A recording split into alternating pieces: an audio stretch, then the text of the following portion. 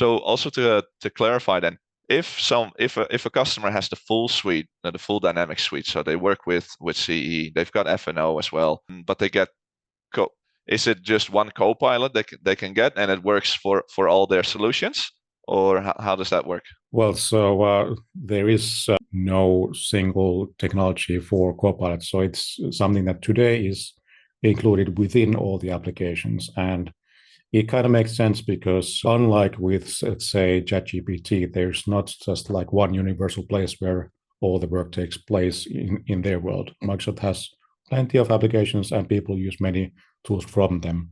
So it kind of makes sense today that, let's say, the Copilot in Word doesn't do everything that Copilot in PowerPoint or Copilot in Dynamics Sales does.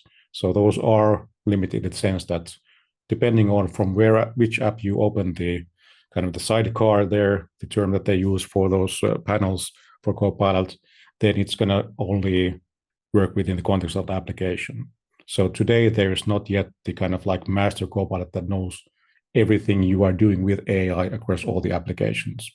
That's of course the kind of, we probably are going to go towards that kind of world in the future, because, well, for starters, it's kind of, at least for me personally, and with people I've talked about the kind of the user experience of those Copilots, then it can be a bit confusing that why does this Copilot's prompt here do this and the other prompt doesn't. So you still have to like think about the products, like you have to know where are you in the world of Microsoft.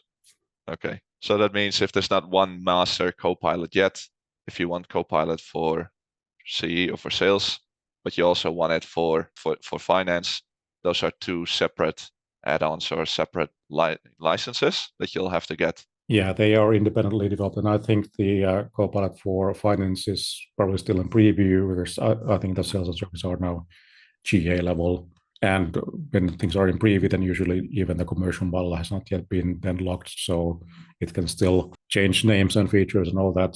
Well, that happens also in the GA world, so there's nothing is permanent anymore in this ever evolving world of AI.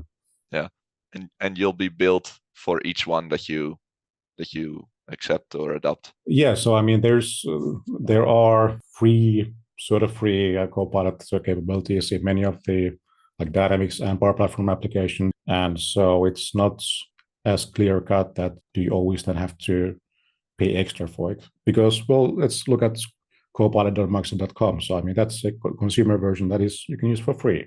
There is the pro version that you can get if you don't have the Office package from your work, then as a private user you could then get Copilot by the pro subscription. But there's a lot you can do for free, and like with ChatGPT, then there, I think probably vast majority of the usage is today based on those free tools. So in a similar way, there are then Copilot, so generative AI capabilities within most of the flagship products in Microsoft that are then sort of, if you have access to Power Apps, then you can use the Copilot there in the Power Apps Maker Studio to help you build apps or Power Automate flows. So they don't cost extra too.